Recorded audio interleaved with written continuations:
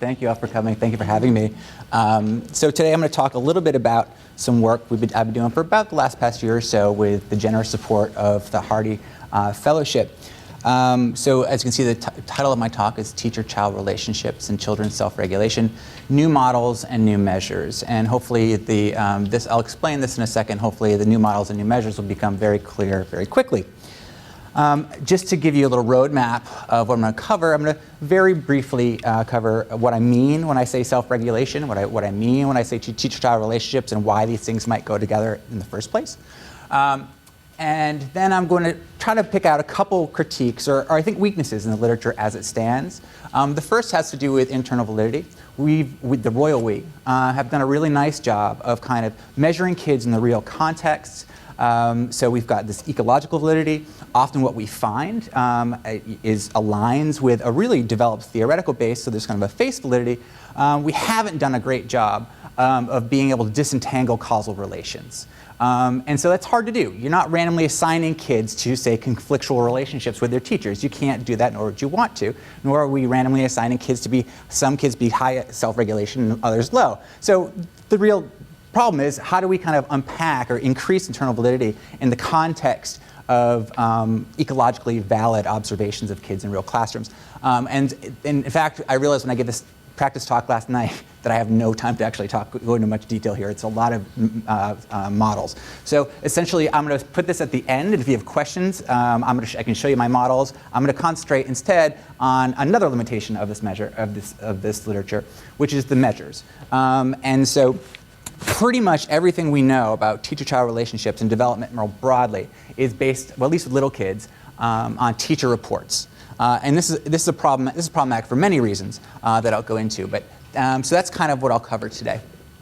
So just briefly, when I say self-regulation, I'm really using it as kind of a broad umbrella term to refer to both kind of cold aspects of higher order cognition, things we might call executive functions. So how working memory, how we hold and organize information in mind, how we volitionally shift attention from across different dimensions, inhibitory control. So you may be familiar with the Stroop paradigm. That would be an example of inhibitory control. So those are the more kind of cold aspects, but I'm also interested in aspects of more affective impulse control. So if you've ever been in a kindergarten classroom and you ask a child, well, when the teacher asks you a question, what do you know the answer, what do you do? What's the first thing you do? Raise your hand. Thank you, Michelle. Yeah, you raise your hand. And what happens when you actually the teacher asks the question? What percentage of the kids raise their hand? Maybe half. And they have this nice little developmental sequelae as well. So some kids will raise their hand while simultaneously shouting out the answer. Often if it's a boy, they'll be shouting out the answer to a question the teacher didn't ask. These are all kind of developmental phenomena, but they're all relevant to what's going on in the classroom. We see really dramatic growth in self-regulation defined broadly across early and middle childhood. And they play really important roles in learning across several aspects of learning, from the cognitive attentional aspects to literally what's going on in the mind, how do you organize information, how do you attend to it, to how to arouse, to affect physiological arousal, which in turn affects the way the brain learns, as well as, and particularly important for here, are social interactions. Right? So how I behave in the classroom, whether I'm able to regulate my impulses, positive affect or negative affect, is going to affect my teachers. It's going to affect my peers. So we're going to be eliciting or evoking the types of learning experiences we have in the classroom. And this matters because teaching and learning is inherently a social endeavor. It's, unfortunately, we watch a lot of classrooms. There's a lot of kind of top-down talking at children, but in an optimal context, you're going to have a lot of interactions with students and teachers engaging with students in small groups, and kind of largely informed by attachment theory. The idea is that through these experiences over time, essentially we internalize a representation of the relationship. I create kind of a script, a cognitive affective script, or representation of the relationship that allows me to make good predictions about how you're going to respond to my behavior, what I could expect in terms of the emotional content of our interactions. And the child does that, as does the teacher. Based on the experience, the teacher is going to have perspectives about how this child is going to react to something I do. What is the emotional content going to be? And that's kind of the way often the human mind works, on these quick heuristics. We don't think about these things in very rational ways. If we did, we'd never get anything done. So the idea here is that we have these representations and they affect behavior. When they're positive, they can serve as really kind of supports in the classroom. So to use Pianta's term, we call this affordance value. And it's really kind of borrows from Vygotskian thinking at essentially the fact that I have this close relationship in a classroom serves as a kind of an outside support that allows me to work at a developmentally more developed, higher level than I would be able to were that teacher not there. So essentially, if I have this feeling that my teacher is going to back me up, I'm not going to be chastised for getting a wrong answer, I'm going to be protected by my peers, all these other things that are pretty common in the classroom, then that's going to allow me, my mind, to be free to concentrate on other things. Like all social relations, they're not always positive. So some teachers are hard to get along with, some kids are hard to get along with. And when you put them together, sometimes you get these conflictual relationships between teachers and children. And so not only are they not providing this kind of affordance value that they're theorized to support, they also serve as active stressors. And so I mean this in terms quite literally. There's evidence that kind of when children and teachers interact, and when they have a highly conflictual relationship, they have a physiological stress response to a level that may impact higher order thinking. So literally, having these negative contexts makes it harder for the brain to learn. So like most relationships, they are interactive. They're bidirectional. So this is kind of theory, but this is we've actually tested this empirically. It's in a paper in 2012. We kind of look at self-regulation both at the cognitive level in terms of attention, inhibitory control, but we're also looking at like attention problems as a teacher would observe them. And what you see is this feedback process. So if you enter school with weaknesses, self-regulatory weaknesses, you tend to have higher, more conflictual teacher-child relationships. And in turn, they tend to exacerbate your early levels. Okay, I'll have some comments about whether I don't like these models as much anymore, but it's a paper and that's what we found.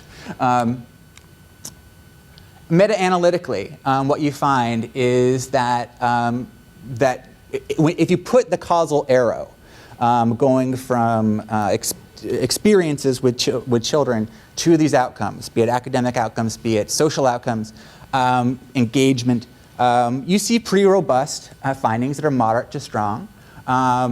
So that's that evidence. They do an okay job, or they try. They do what developmentalists are trained to do when you're dealing with individual differences in natural context, which is to fit a regression model with all kinds of controls in it. And that's not necessarily the right thing to do or the best thing to do, but what we know, so this is kind of the however part of this is transition in the talk. That doesn't get us all the way, particularly when we're dealing with these bidirectional relations. So at very least, we're dealing with what's called simultaneity bias. So there's all kinds of reasons why these make sense, the findings, but are they causal? We don't know. And is it causal in both directions? We also don't know that. So I'm going to blow through this, but the take home is that what we're trying to do, and have been doing, is using a lot of several large longitudinal data sets that allow us to use more what we call econometric approaches, the stuff that Joe does. The more I get to know Joe, the more I try to be like Joe. And I borrow his expertise all the time on this. And so I think as developmentalists as a whole, we have a lot to learn from the economists. I think they have a lot to learn from us as well. But methodologically, they have a whole cache of tools that we need to better understand. And so that's what we're trying to do here. I'm not going to go into the models. I've got like 10 slides at the end that I can show you what I've been doing. So that's, I'm doing a couple papers where we tear apart this model as an approach. You see this approach pretty much in every child development journal that comes out. They've got some serious problems that no one ever addresses. Anywho, so we're testing that so far, the take-home is actually kind of interesting. The findings are kind of robust. They vary, but a lot of this, what we're seeing in the typical literature, seems to hold up when we use these more kind of conservative models. But to be clear, we're still in the process. And basically, I'm in the process of convincing Joe whether they're reasonable. So it's good to have good colleagues. So if we want to talk about those in the details, I do it at the end. I'm happy to talk about the models. I love that stuff. For now, I want to shift to the kind of the more fun part, which is the measurement part. Well, they're both fun, but fun to others. So in early childhood, we're typically, it's really difficult to measure really anything via child report. So pretty much everything we know is based on teacher report. And this is a non-trivial undertaking because developmentally, it's really hard to get kids to articulate complex things like relationships. They just don't have the linguistic chops to do it. And so you can go in and ask a kid, do you like your teacher? And they'll say yes, or they'll say no. Mostly they say yes. But it's actually pretty labile. Depends on what happened the day before or the minute before. So they're not terribly reliable reporters. And so this is just the problem. And some folks have tried to deal with this by creating kind of behavioral measures to get at kids' representations of teacher-child relationships. But they show pretty low internal consistency reliability and low test-retest reliability. These things are just hard to measure with little kids. So we need to find a new way to tap these constructs. So this is so because of this, it started me looking at a different literature. So there's a very well-developed literature in what's called implicit social cognition. Are folks familiar with it at all? Implicit attitude tests? Okay. So the idea is that, Jimmy, I don't know if you're going to say something mean. Okay. Implicit attitude test. So the idea is that we have explicit perceptions, opinions, things where if you ask me on a questionnaire, I can say, yeah, I feel that way. You know, I have that gender bias. I don't have that gender bias. I have this preference. I don't have this preference. And those are explicit and assuming I'm going to be, oh, because my dad is on Skype. These are things that I have access to and I can report on them. I hopefully report truthfully on them. But there may be times when I don't report truthfully on them, when they're particularly controversial things. So some would say, and some have argued, particularly this is from the social psych literature, that many, or in fact most, of our attitudes are implicit. That is, they're unaware, automatic, and intuitive, rather than aware, controlled, and reflective. And that's a direct steal from Greenwald, because I like the way he articulates it. And this kind of makes sense. It's a whole field of cognitive psychology which suggests that, and convincingly, that most of what's going on in our minds is quick and automatic. We are not cold, hard logicians when it comes to how we relate to the world. So this isn't particularly controversial in itself. And we have these implicit attitudes across really lots of domains. So how we view ourselves. So if you give me a self-esteem questionnaire, I can answer it. But is that really truthful? I mean, maybe there are things about myself that I don't really want to recognize, despite the fact that I really know that I'm not, say, as gregarious and outgoing as I appear. Things about biases, stereotypes. So I'm going to go give an example of a stereotype. Meaningful relationships. If you ask me about my relationship with my spouse, please don't. I will list a bunch of stuff. I could list a bunch of stuff and come up with a pretty good, what I think is a good description. Is it capturing the nuances? Well, a lot of folks, including a lot of developmental theory, would suggest no. There's a lot of stuff that's internal that I don't have access to because it's kind of unconscious and embedded in kind of these affective cognitive scripts in mind. And in fact, that's a central part of a lot of developmental theory. So if you're familiar with attachment theory, so if you've taken any social development course, you've read Bowlby. And the idea is that through our interactions with meaningful others in our lives, we create these affective cognitive scripts that allow us to make reasonable predictions about how this person's going to respond and behave in accordance. So given that actually the theory in teacher-child relationships is grounded in attachment theory, similar things may happen with teacher-child relationships. Maybe there's something implicit. Maybe we have this representation that we can tap using tasks that we get at implicit attitudes. So, questions? Okay. So this next slide is just ugly and hard, and I realize that, so we're going to walk through an example. So this is the way folks test this. So the idea to get an implicit attitude test is to use a dual categorization task in which categories are split across two response keys.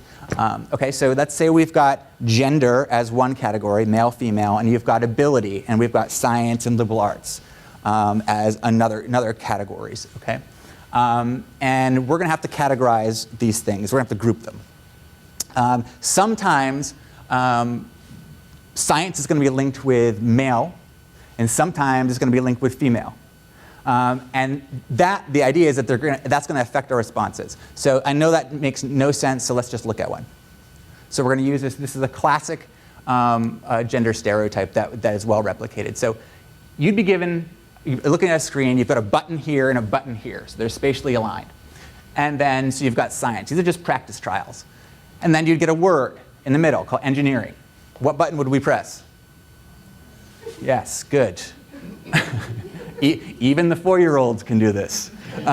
Good. And so in another block of trials, so in that block of trials, you'd get chemistry, and then you'd get history, which would be over here. And so you have lots of trials, and you just sort, all right? This is just learning how to sort. Then you've got male and female, and you get a name like John, and you would sort over to male, so you click the left button. But then you get a Mary, and a Nancy, and a Mark, and you'd sort all those across trials. So you're just learning how to sort these things. This is just the practice. Here's where the kind of the meat of it happens. Now you've got both concepts aligned spatially. Okay? So science and male, science or male, liberal arts or female. Now, these are aligned spatially in a way that aligns with the bias. So men are better at science, women are better at liberal arts. Okay? Now, we're given these same cues, and we have to sort. Now, if I have a bias that engineering is kind of a guy thing, then it's going to be really easy to sort over here because both these things are aligned. Right? So they're aligned in my mind. Engineering carries a science-ness and it carries a maleness in my mind, so it's easier to sort it over here. Whereas, so that's that. Same deal here with John. John is a male name, so it's easy to sort here, and because John is male and that carries a science-ness with it too in my mind, it's going to be really easy to sort it very quickly over here. So then you do a bunch of other trials where you kind of try to get rid of side bias that you may have developed. And this is another critical trial. Now we've switched. It's science and female, liberal arts and male. Right? So we do the same thing. You now get engineering. Well, engineering would go over here because science, but because engineering carries a maleness in it, in our heads, we're going to be comparatively slower pairing it over here, where it's linked with female, than we would have in that last block of trials when they're aligned. Okay? Same deal here. So John should go to the right because John carries both maleness and science-ness. We're going to be slower at putting it over with liberal arts. And we're talking about milliseconds here. Like these are very quick reaction times. So the question is there anything to this? You know, is it just a novelty, or is it actually predictive of anything? I had a detailed slide. I took it out because of time, but the answer is yes. So particularly when you have things that are controversial, things like preferences for race, gender stereotypes, things that you don't want to actually put down on a questionnaire. You may not even know that you have one. Like, for instance, the gender stereotype ones. You know, I consider myself a pretty liberal guy, and I have a gender bias when on those things when I take it. If you took a theoretical physicist woman, she would likely also show a bias because this is the culture in which we grew up in. So it's there, these biases. Are they predictive? They're predictive of actual behavior better than explicit measures. Yeah. Have you read Fred Oswald's recent work in JPSP about this? Well, there are camps that call poo-poo on all of this. Well, this is not a camp. Fred doesn't do work with this. I don't know that work now. They showed that explicit attitudes, especially in the social bias area, were better than the implicit work. Did it as a function of the type of thing there? So even if you're talking about racial biases? Yes. All right, then I'm unaware of that work. 'Cause there's a lot of work that suggests the opposite. Well, no, this is probably the definitive paper right now. Go ahead, take a look. Well, I have to take a look at that. I'm not familiar with that paper. But across lots of other prior papers. Yeah, I know, but this paper. All right, well, I'll take a look. I'll see if it shakes me up. But it's also true with things like, for instance, I'm going to go to that slide just because it actually is apropos. So if you take Tim's data, all right, science, math, in terms of gender differences. Okay, so the Mazur and Banerjee, Greenwald, and all these guys have Project Implicit at Harvard. Millions and millions of people have taken these IET tests. And so they collect all these data, and they know where these people live. And so many people take them that you can actually get country means in terms of preference. So here D is essentially men are better at science, women are better at liberal arts. The higher you are, the stronger that bias.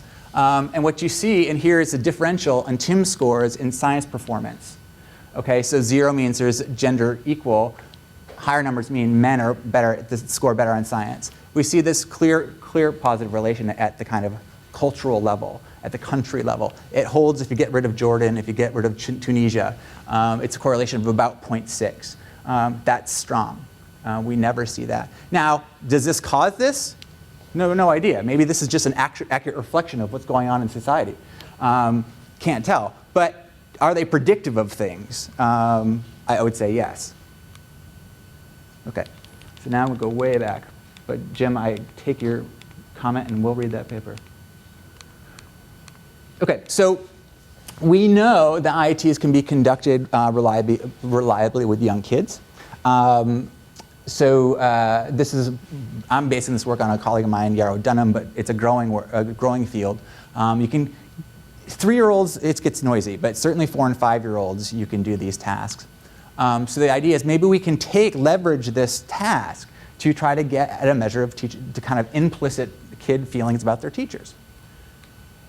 So that's what we're doing. That's what we've done with some of this Hardie work. We've developed a child, we call it the TCREL IET. We've also done a teacher one, and you might say, well, why do a teacher one if they can actually just fill out a questionnaire? Well, I mean, on one hand, social desirability, no one really wants to look like they have a really crappy relationship with their student.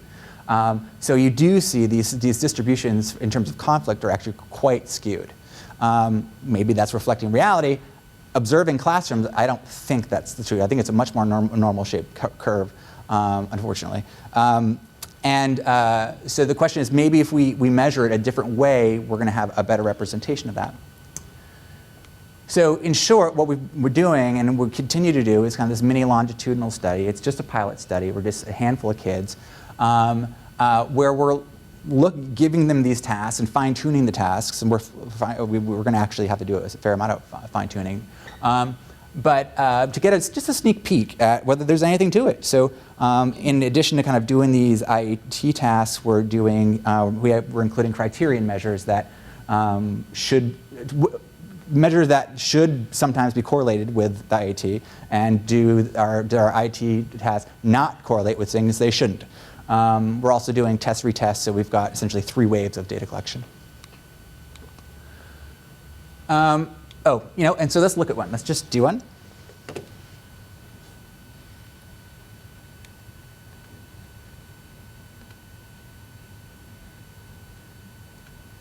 Okay, so this is what the child sees, and so let's call this Miss Anderson.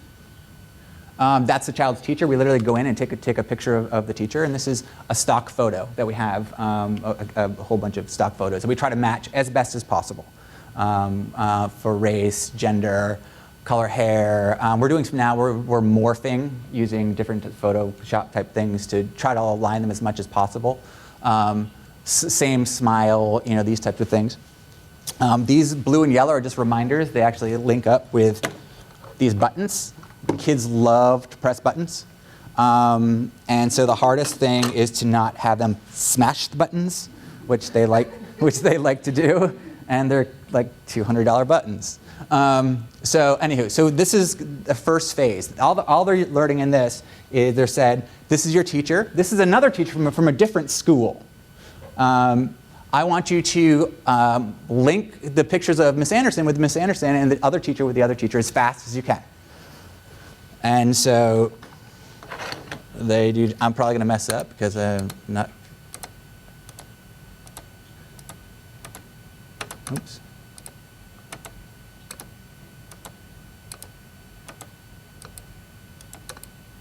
Okay, so that was just the training trial. I'm matching, and we threw in some noise and slightly different pictures. It just because it helps make it get a little more variability in terms of time, in terms of milliseconds.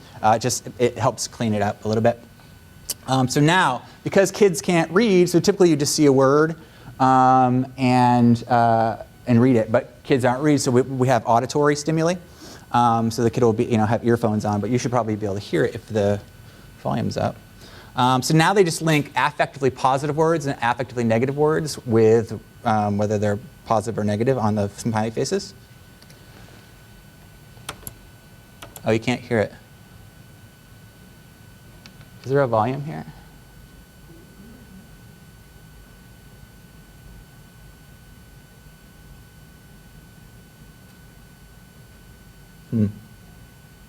Well, I don't know how to work the volume here. So trust me when it says frown.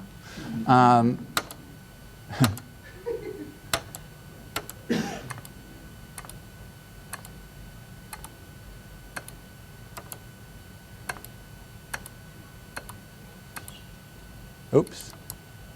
Okay, so this is the critical trial. I thought I heard something. Yeah, I heard the yell. You heard the yell?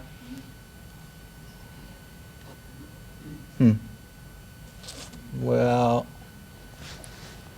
that's all there is. Okay, so now it's a mixed trial, right? And so the idea, if we really like Miss Anderson, she's our teacher, then we should be really quick here, or at least quicker than when it's paired the other way.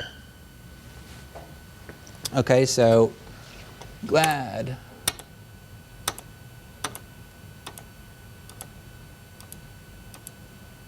Oops.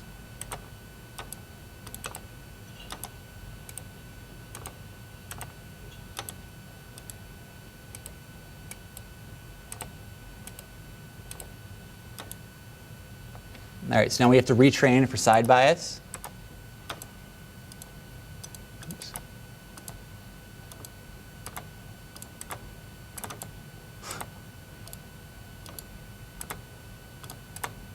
Okay, so now it's mixed up in the other way. So again, if we should be way quicker about matching these things in the prior trial if we like Miss Anderson. I can't see.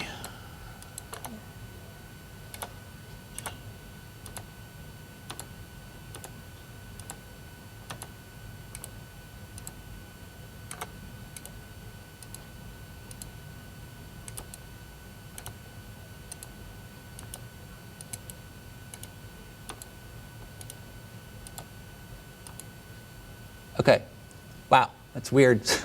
Apparently, I have a slate automatic for one of the teachers, which I shouldn't because I don't know either of them. So that was the first time that's happened. So usually it's 0, and which just makes sense because I don't know them and I shouldn't have a preference. So either was something about either was a flaw, or I prefer one of them for whatever reason.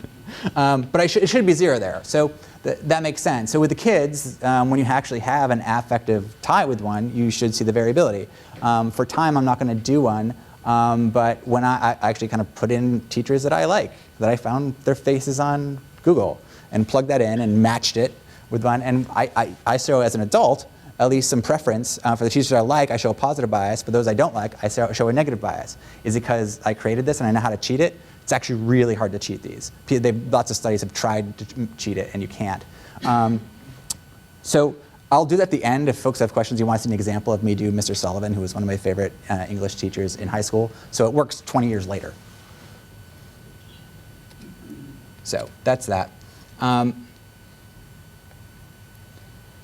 We have a teacher version too. Okay, so for those of you who are familiar with EF tasks, there's a lot of commonalities in the task itself in the IAT that is it could be drawing on executive functioning. That's like a real concern. So as part of this study, we actually have an experimental manipulation. So in one condition, we really deplete EF for these kids. We give them a hell of a lot of EF tasks, and it's really easy to wear these kids out in terms of EF. You can do it in about 3 tasks. They're just done. They can't do it anymore. So if that's the case, we should expect differences on the IAT for that group if EF is really causing the differences. So that's a concern, and something. It's a concern with kids. It's also a concern with adults. So we're doing an MTurk study as well. We're putting it together where we're going to do something very similar with adults to see how much EF is driving these performance on these types of tasks. So that's what we're working on now. And it's part of our design. Where to next? Finish data collection. But our aim is to get kind of proof of concept. This is what the seed was. We're feeling pretty okay about it. We're going to have to do some tweaks. It seems like probably going to have to do some, in particular with the little kids, make the teachers salient a little bit more. So perhaps have them read a story with no valence in it, but that brings up the teacher's name a lot. So it's bringing the teacher to mind, so as opposed to just having the teacher's picture. So we're tweaking it, and it's harder to get the conflict, and part of that, if you're in really high quality childcare, where we're kind of working, that you're not going to have a lot of conflict. So you kind of need a much bigger sample and a much more diverse sample to trying to get that. But that's where we'll go in the future. Yeah, so those are a couple of things we're working on. I'm trying to actually, I have some colleagues who are just much more established than I, senior folk with big $1 million grants that do the teacher-child relationship stuff. You know, the time you can work with kids is precious.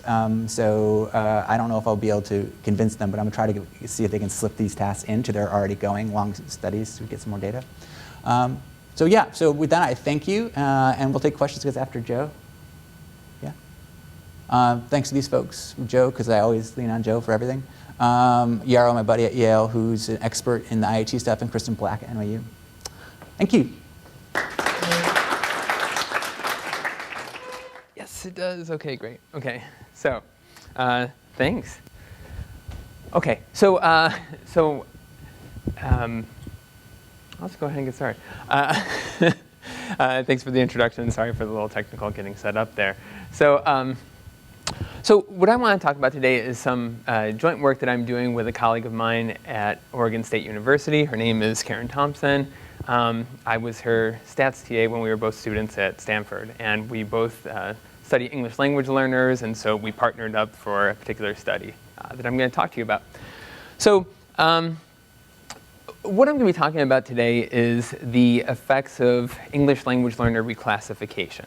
So for those of you who don't know what reclassification is, or what English language learners are, or fluent English proficient students, I'll give you some background on that, and then I'll jump into the data and the analyses. Okay?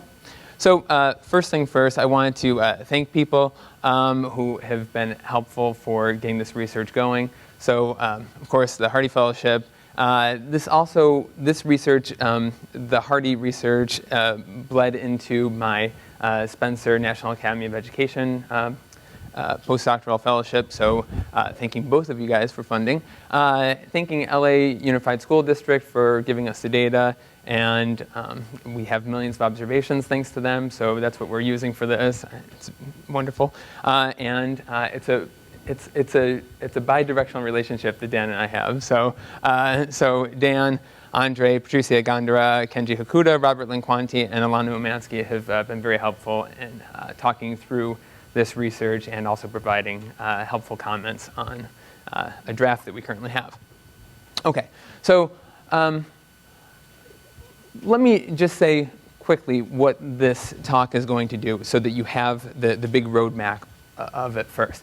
So when a student enters a school as an English language learner, the school district expects them to sometime become reclassified as fluent English proficient. That means that they meet the criteria in terms of English language proficiency and, in this case, also academic English, that the district says, this is appropriate, you're ready to go on to mainstream English classes without additional English as a second language supports, okay? So in a prior paper, what I did is I laid out this theory where you would think, well, if the district says, let's remove those ESL services at a point that's too low in the English learner's English language development trajectory, then we would expect reclassification to harm the student because we're removing the services when the kids still need the services. However, we might, if we set the point for removing services at a different point, we might remove services too late when they could have benefited from more advanced curriculum earlier on. So in an earlier paper, I was saying, well, what happens when we have a particular policy and we remove those services at a particular point in their English language development? That was a nice paper, but it was looking at a static policy. What we're going to be able to do with LA Unified is look at a dynamic policy. So there was a prior policy in place for when they should remove services. Then there was a change in when they should remove services. And so what we can do is we can look at the effects of the removal of services at these 2 time points. And then we can see, well, it's neat. We can actually estimate the effect at each of those time points. And then we can also get the policy effect, too, to see what happens as you change from one policy to another. Okay, so that's the big picture for what this talk is going to be. Maybe I'll be able to skip over a few of my slides already where I say those types of things anyway. Okay, so I'll start out with who's labeled an English learner. And there's a process to getting labeled as an English learner. First, a home language survey is sent home with the kid to the parent. The parent fills it out. And if they say, well, we only speak English in this home, then they say, OK, well, then you're labeled English only. And those kids clearly are not English learners, right? Then if you say, well, we speak a language other than English in the home, even if you also speak English, then the child is given a test of English language proficiency. In California, and LA Unified, obviously within California, they use a test called the California English Language Development Test, or CELT. So I'm going to be referring to this acronym, the CELT, a lot in today's talk. So that's the English Language Proficiency Test. If the kid passes the CELT, then the kid is labeled Initially Fluent English Proficient, or IFEP for short. So all of these people, they are not English learners, okay? So even if you speak English, if you speak a language other than English in your home, and even if you speak a language other than English in school or with your friends, as long as you speak English at a certain level that the district says this is good enough for us, then you're not an English learner, okay? If you fail the test, however, then you're labeled an English learner, okay? So this is the population that I'm going to be working with. But, okay, so we find out how they're English learners, but how do they get reclassified as fluent English proficient? Well, you start out as an English learner, then each year you have to take 2 tests, but one of those tests has 3 subcomponents, so it's kind of like taking 5 tests, really, because you have 5 different thresholds that you have to meet in order to become eligible for reclassification to fluent English proficient status. So this happens each year. If you do not pass all 5 of those tests, then you remain an English learner. If, however, and you go back and then you wait until next year and then the process repeats, okay? If you do pass all 5 tests, then you become eligible for reclassification as fluent English proficient, or RFEP. So then what happens, then the teachers convene and they say, well, is this kid ready to go on and exit EL status? If they say no, then you go back, you're English learner, and then you repeat the process all over again the following year. If they approve, then you become reclassified as fluent English proficient. So what people have done in the past, you can see this is a pretty complex process that occurs. What people have done in the past is they have compared kids who are reclassified as fluent English proficient to kids who remain English language learners. And they've said, well, these kids, they're doing better, right? So if they're doing better, then clearly these English as a second language services or other types of services or instruction that you're providing for English learners, it's not really helpful. It's holding the kids back. So what you should do is you should remove those services. You should put these kids all in mainstream English-only classes and be done with it, right? Well, the problem is this part right here, right, which is the selection that goes on. The teachers are deciding who is ready to go on and be reclassified. So if you're just strictly looking at the labels of who is an RFEP and who is an EL, you have something that is possibly exogenous or beyond the kid's control, which I'm going to take advantage of in this talk. And then you have something that we as researchers really can't observe with these large data sets. We can't see what is the teacher thinking about the kid and why do they think a particular kid is ready to go on and leave the EL designation and all the services that are provided with that. And why do they think another kid who is observationally similar, meaning they have exactly the same test score, isn't ready to go on, right? So that kind of selection that the teacher is thinking, it biases all of the estimates that we use to compare English learners and RFEPs, okay? Unless we're able to do something to eliminate this part from our estimates, okay? And that's what I'm going to talk about. Okay, so what I'm going to do is I'm going to take advantage of the particular thresholds and the criteria that are required for reclassification. And that's going to be how I remove the selection component of it. So, and like I previewed before, there's going to be two time periods that I'm looking at. Prior to 2007 and then after 2007. And thankfully, we have data that span both of these time periods, so we could see what the effects are in both periods. So in California, I said you have 5 different thresholds that you have to attain. Prior to 2007, these were the criteria that the California Department of Education said had to be met. And then after 2007, these are the criteria that the California Department of Education said had to be met. I know it looks like they're the same, but they're not the same. And I know you think I'm lying or there's a typo or something, but what happened was in 2006, 2007, the CELT was revamped and rescaled, and although they kept the same nominal terms here for the levels that kids had to meet, it's not the same test. They added more linguistically complex items to the 2006 test, but it actually kicks in 2007. And so what they wanted to do is they got a technical working group together with at the California Department of Education, and all these psychometricians were there, and educational linguists were there, and they said, okay, well, what the classroom looks like is this, and this is the type of language that's used, and this is what the test is testing, and these two things don't meet up, so we really need to have the test more reflective of the type of language that's going to be in the classroom.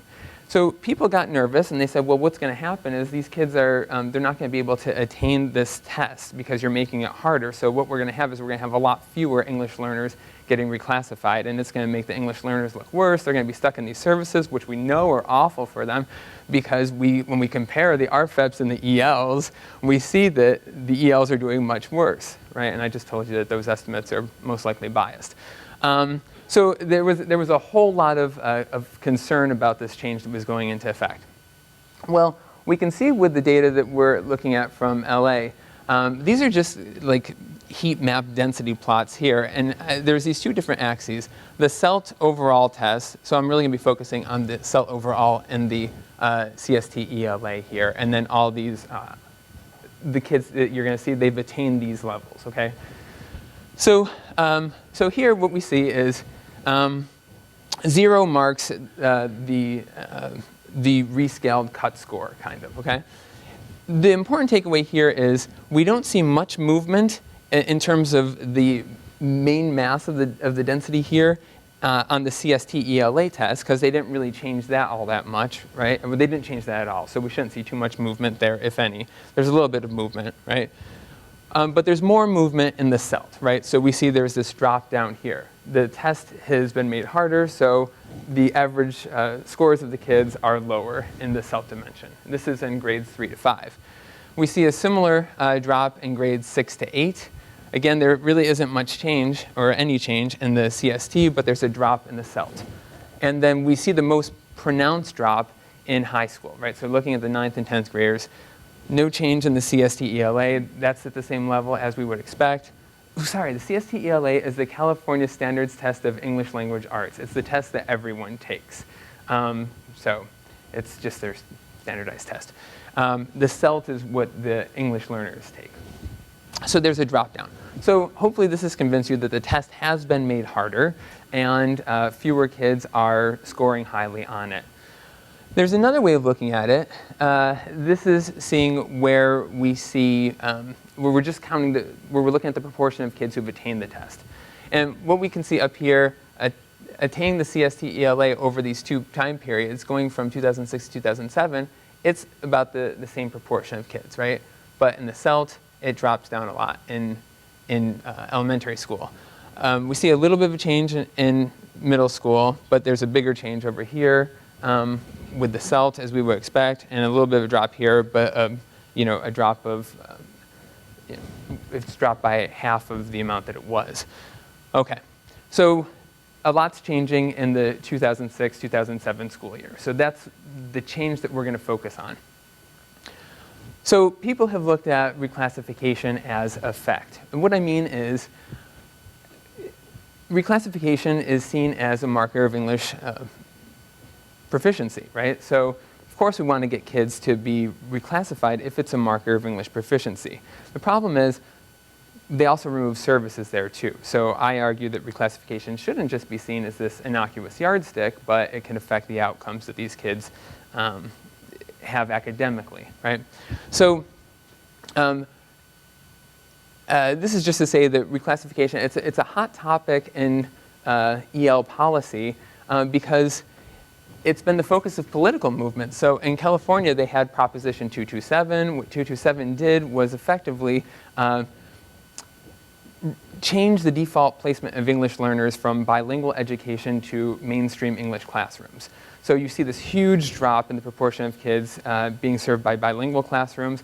And the reason, one of the reasons that this policy got put into place by a public referendum was, people believe, the campaign that said, look, these kids are in bilingual classes and they're not getting reclassified, meaning they're not reaching English proficiency. We need to get the reclassification rates up. If the reclassification rates aren't higher, then we're doing a disservice to our children, right? So, and some people have looked at time to reclassification. It's just saying that. So anyway, I'm saying, well, that's fine. Yes, of course we want to get kids up to English proficiency, but we don't want to throw them off a cliff either by removing services too early, and we also want to make sure that we're not providing them for too long. So people have looked at reclassification overall using regression models. Some people have used propensity score matching models. And then I and some other people have also been using regression discontinuity designs to look at the effects of reclassification at a particular policy threshold. I'm going to talk more about that now. So I've laid this out before as I was just previewing the results or the whole talk. And this is saying if we have some sort of measure of English proficiency, then as a policymaker, what I want to do is I want to set, well, what are the guidelines that I want to set for when a kid is ready to be reclassified as fluent English proficient?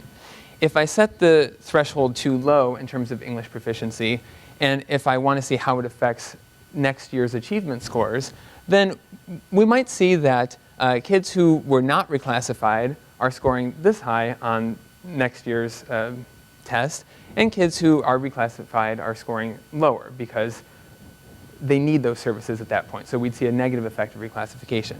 Conversely, if we set the point too high, then we would see a positive effect of reclassification because now these kids, they were held back from the more advanced curriculum that they now have access to, right? So we'd see a positive effect. This is one of those cases where a positive effect is not really positive, right? So I feel like I should put positive in quotes here. Positive or negative effects are really negative because it means it's not the optimal solution for when kids should be transitioning. So what the policymaker wants to do is actually set it so that there's a null effect of reclassification. So the transition is a smooth one from the services that they received in one instructional regime to the services in another. Okay. I have so many slides in this, and I only have a few minutes left, so I feel like I should skip over some of this. This is to give you the beginning flavor of what a regression discontinuity design is. So here we have the prior California Standards Test of English Language Arts test, and here on the y-axis we have the proportion of kids reclassified. Okay, so in elementary school, what we see is no kids are reclassified, or virtually no kids are reclassified prior to attaining the threshold for eligibility criteria, right? And then once you get that extra point on that test, then you have a probability of about 0.25 of being reclassified. Still not very high, but you see that there's this jump in the likelihood of being reclassified. The reason it doesn't go all the way up to 1 is because the teachers have this subjective decision-making process, right? Which is why I'm saying we can't just look at the kids who are reclassified and those who aren't and compare them, because there is all this subjectivity built into this. We need to look at the kids who are just below and just above and take advantage of this jump in the likelihood of reclassification. And by doing so, then we'll be able to get the effect of reclassification. This is in the pre-period. This is in the post-policy change period, where we see a higher jump in the reclassification rates. Similar for middle school, and then again for high school. Okay. The equation slide, which I really won't go over. I would love to talk with you about all of this, but yeah, so do you really want this? I would love to talk about it with you. You know that, but I'm looking at the clock, and I'm mindful that people have other places to go to. So this is all to say that there's a lot going on. The main things that we care about up here, this beta right here, that's giving us the intent to treat effect, which means the change in the average achievement of kids just above and just below the threshold, okay? That's giving it to us in the pre-period. We're getting the same thing here in the post-period.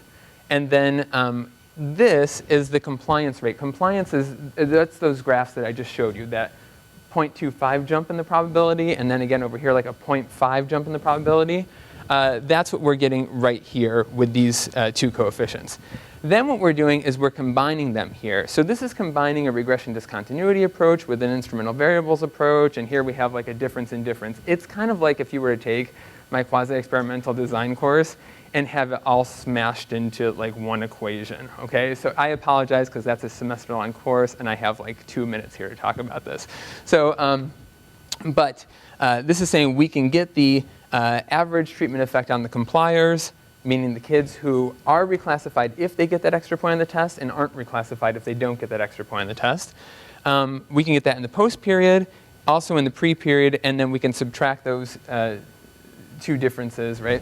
Those two effects, and we can get the difference, and that gives us the policy effect. And that's the real thing that we're after here, this policy change effect.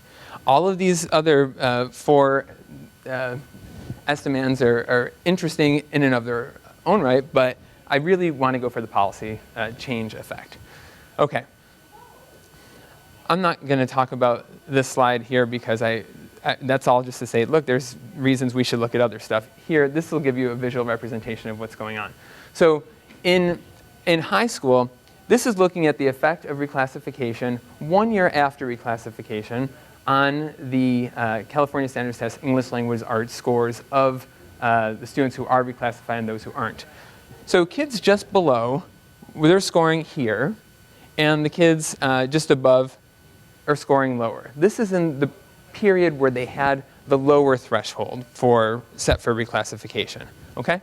So what we see is this negative effect. And this conforms to what we would have expected. We expected to see a negative effect of reclassification when there's kind of a low threshold set for English language proficiency.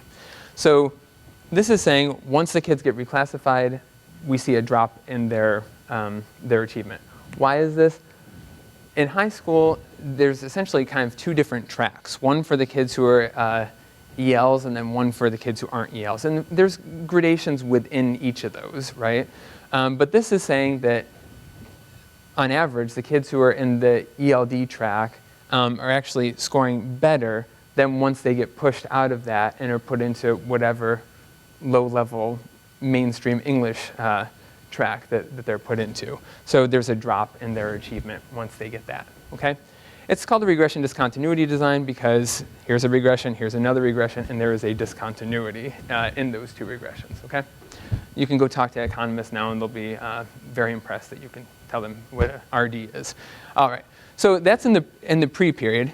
In the post-period, so they've made the test harder. So we're shifting along that English language proficiency scale. And what we see is there is no change in the average achievement there, right? So the kids just below a threshold are scoring on average just as well as the kids just above the threshold, okay? So this is a null effect of reclassification in the post-period. And there is a significant difference between the two. So mapping it back onto this earlier figure, then we can think of the pre-2007 threshold as kind of this low level here where we have a negative effect of reclassification. And then maybe they overshot a little bit or something when they rescaled because it looks in some things like maybe there's a slight positive but still null effect of reclassification in the post-period. Well, the one thing I didn't talk about was propensity score matching. And of course, we did that too in this analysis. Of course, right? Dan's laughing because he knows I'm like this. So, but I don't really have time to talk about that here. So we, I'll briefly tell you what we did because I can't hold back. So, this is the distribution of scores for the kids who are ELs, right? And we said, well, maybe there's a psychological effect of getting that extra point on that test because now you're no longer labeled below basic, you're labeled basic, right, in terms of your English test score. Well, yes, the kids who are never ELs, they don't take the CELT, but they do take the California Standards Test of English Language Arts. So what we can do is we can look at the distribution of the kids who take the CST ELA and then do a regression discontinuity on them and then subtract off their regression discontinuity effect off of these other kids' regression discontinuity effect. These kids should have no effect of reclassification because they will never be reclassified. They are just never ELs, right? So this is to account for any sort of psychological effects or any sort of weird year-by-year effects or anything that's going on like that. So, but we don't want to just take them as is. We actually want to match them to have the identical distribution as the ELs. So what I've done is I've used propensity score matching to reweight these kids' distribution to now have this distribution, okay? So their distribution is now identical to this, okay? Then I run the RD. This is for the pre-period, and then we do it again for the post-period, and then we subtract off these differences and make our adjustments that way. So yes, that was just to say that we do it for all those different grade levels. More equations. I feel like I have like 1 minute, so I'm not going to talk about the equations here, but I, again, would be happy to talk with you about them later. There's lots of numbers here. The main thing is on the next slide, and I box it for you. So in high school, what we see across different modeling specifications is we see that there is a significant effect of the policy change. So what we saw in the prior period was there's this negative effect of reclassification. It's only significant here. And then we saw a null effect of reclassification in the post period, right? And that's never significant. And sometimes the estimate is positive, but the main thing is that we have a fairly consistent estimate of the policy change effect. And that's regardless of whether we have different controls in the model or whether we're comparing them to this other group of kids, the kids who were never ELs, or whether we are comparing them and then also have the covariate adjustment in there as well. So we have a lot of different models and have checked it out, and we keep seeing that there is a positive policy change effect. The bigger effects are actually on graduation. So the policy change effect here, we're seeing that there was a negative effect on graduation in the pre-period and then a null effect on graduation in the post-period. And so what we're seeing here is there's basically 12% more kids are graduating at the threshold, at the new threshold, than were at the lower threshold, right? So the change in the threshold is a difference of 12 percentage points. So it wasn't just, oh, well, these kids, you know, it's a test of English language arts the next year, who cares about that? We're actually seeing effects on graduation outcomes. So the kids in the prior period, they just weren't graduating as highly as the kids in the post period at the threshold, right? So this isn't saying, oh, well, they're really different types of kids. It's that one little point you got on that test puts you into a different track, and that was having a big effect on their graduation. In the post period, it's not. And then we see that change from the pre to the post is significant and fairly remarkably consistent across the different models. I'm not going to talk about all of the different sensitivity analyses we did. I'm sure Dan will be laughing because he knows how I am with these sensitivity analyses. I planned on talking about some of them, but I didn't have a chance to. And then we ran a whole bunch of other things. I'm happy to share the paper with you. But we tested all different things. We're doing density checks that you do when you have a regression discontinuity design. We have this weighting comparison group where we subtract off the effects of kids who shouldn't be affected by the policy. We test different policy dates, like what if it's some spurious relationship? What if we test what's going on? If we said that the policy actually changed in a different year, do we see the same effects? We tried different parametric functional forms of the regression discontinuity. We changed the amount of kids we include in our modeling. We tried fake thresholds, so that's kind of saying, what if you say, what if you treat it like, instead of where the threshold really is, what if we pretend it's at a different point? Do we also see an effect of reclassification? Because really there isn't an effect of reclassification where there is no threshold, right? So these are all kinds of things that you would do to see, are your models changing, and do you get the same type of relationship at a point where you shouldn't get this relationship? Is it some sort of spurious relationship? And then we do other things as well. Conclusions. Okay, so reclassification should not be viewed as an innocuous yardstick. It can have effects. We saw it has effects in the pre-period. It doesn't really have effects in the post-period. So it can affect different outcomes. In a prior paper, I was looking at the effect on the California Standards Test of English Language Arts. Here, we're looking at graduation and the CST, and we see effects on both of those outcomes. There's possible peer effects, too. I skipped over those slides, so I will skip over this bullet point right now, too. And then this is just to say the policies that actually shift thresholds, like we saw in California, can also shift the magnitude and direction of the effects. So this is something to keep in mind for the Common Core state standards, right? So we're entering this new era where we're going to have these different tests, Smarter Balance and other tests are in there, right? And the policymakers are going to be establishing new criteria for these kids to exit the types of services that they're getting, right? And so there could be some sort of flux in the system where we see negative effects at some points, positive effects at others. And all of this is to really say, we need to think about what these effects are going to be, and we also need to carefully evaluate them. We can't really just look at the kids who are particular labels and versus another in a regression analysis. We need to think about these more careful modeling strategies. All right, that is everything. Thank you.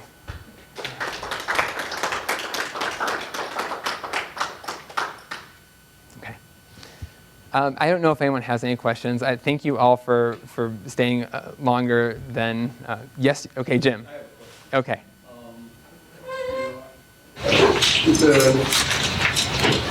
You make a good case that there is a discontinuity and that it's robust and you try to rule out other things. But I never get a good sense of how big of a effect this is. Sorry. Yes. I feel like this talk was more of an hour talk, so I kind of skipped over all these things. The effect is, so everything was in terms of standard deviation units. So it's about 1/4 of a standard deviation for the policy effect change, which is pretty substantial. Yeah. Okay, thanks.